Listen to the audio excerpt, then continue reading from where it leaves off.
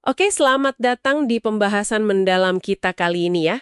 Kita punya materi menarik nih dari buku Five Stars, dan kita mau fokus ke satu pertanyaan besar. Kenapa sih kemampuan komunikasi yang hebat itu bisa bikin kita, Anda semua, jadi tak tergantikan? Apalagi di era AI dan otomatisasi kayak sekarang. Jadi misi kita hari ini, yaitu membongkar kenapa persuasi, yang sering banget dianggap soft skill biasa aja. Padahal sebenarnya fundamental banget ya untuk sukses, kunci gitu ya. Nah, iya. Ini kan kontrasnya menarik ya.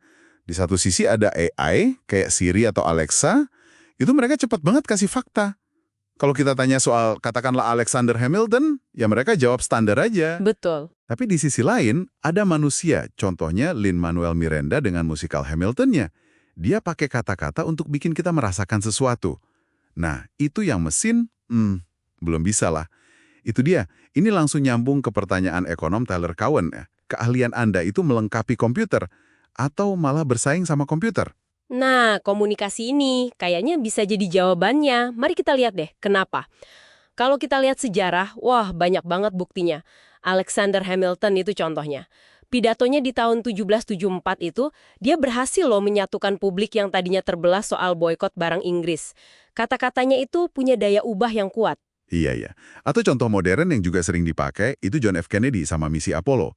Visi NASA kan sebetulnya rumit ya, tapi Kennedy bisa merangkumnya jadi satu kalimat kuat.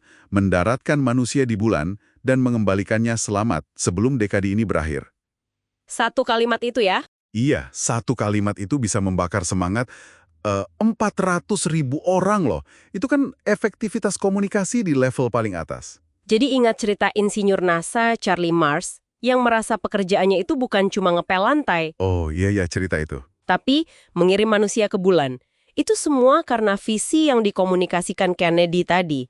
Jadi ide sebagus apapun kalau nggak disampaikan dengan mengena, ya susah geraknya. Dan ini jadi krusial banget di zaman otomatisasi sekarang. Thomas Friedman kan bilang, rata-rata sudah berakhir. Kita perlu nilai unik. Betul. Nah, disinilah komunikasi jadi pembeda yang vital banget. Para ahli AI pun setuju loh. Kayak Anthony Goldblum dari Kaggle, itu kan platform kompetisi data science ya. Iya, terkenal itu. Dan Neil Jacobstein dari Singularity University, think teknologi itu, mereka sepakat, mesin memang jago di tugas rutin, tapi kemampuan manusia untuk membujuk, menginspirasi, berempati. Nah, itu dia. Sesuatu yang mesin nggak punya. Dan ini bakal makin mahal harganya ke depan. Contohnya kasus robot Todai di Jepang itu kan, dia jago banget hafalan, tapi kalah sama siswa yang bisa mikir kreatif dan komunikatif. Bener. Atau riset dari Burning Glass juga menunjukkan perusahaan teknologi itu butuh banget talenta yang punya kemampuan nulis dan komunikasi. Oh ya? Iya, tapi ternyata supply-nya kurang.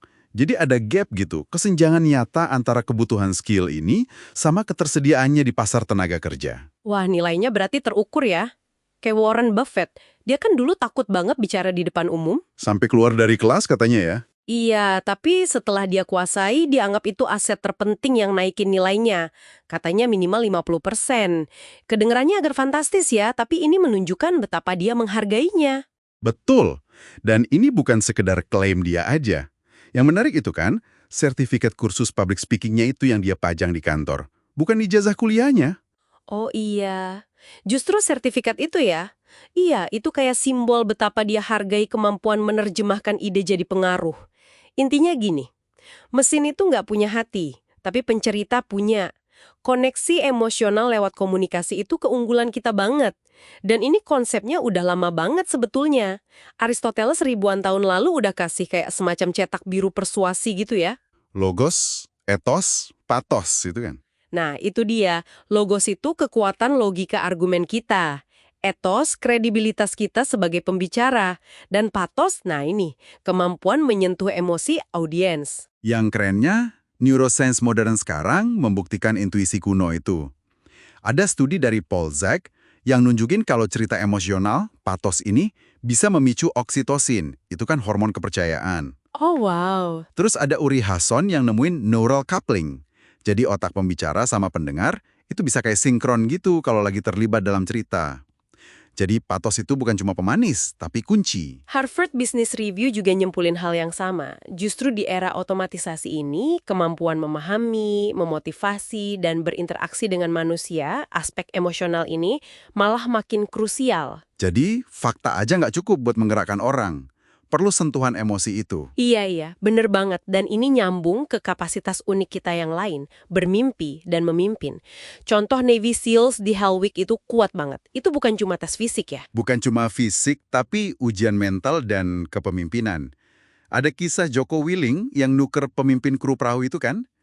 Itu bukti gimana pemimpin yang komunikatif bisa ubah tim pecundang jadi pemenang. Jadi ingat kata Gary Kasparov waktu dia kalah catur dari Deep Blue, Oh iya, gimana tuh?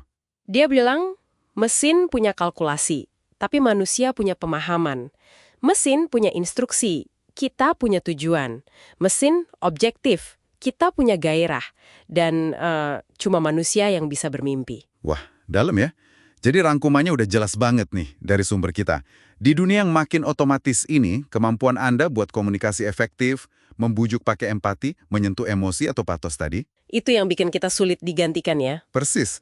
Ini bukan lagi sekedar soft skill, tapi udah jadi semacam hard skill buat masa depan. Jadi menguasai seni persuasi ini yang akarnya udah dari zaman kuno dan dibuktiin sains modern, itu cara kita buat unggul ya. Betul sekali.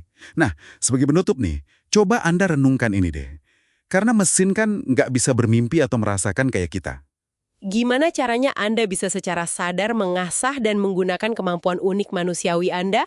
Kemampuan bercerita, berempati, menginspirasi untuk menciptakan nilai yang nggak bisa ditandingi oleh algoritma manapun. Coba dipikirkan.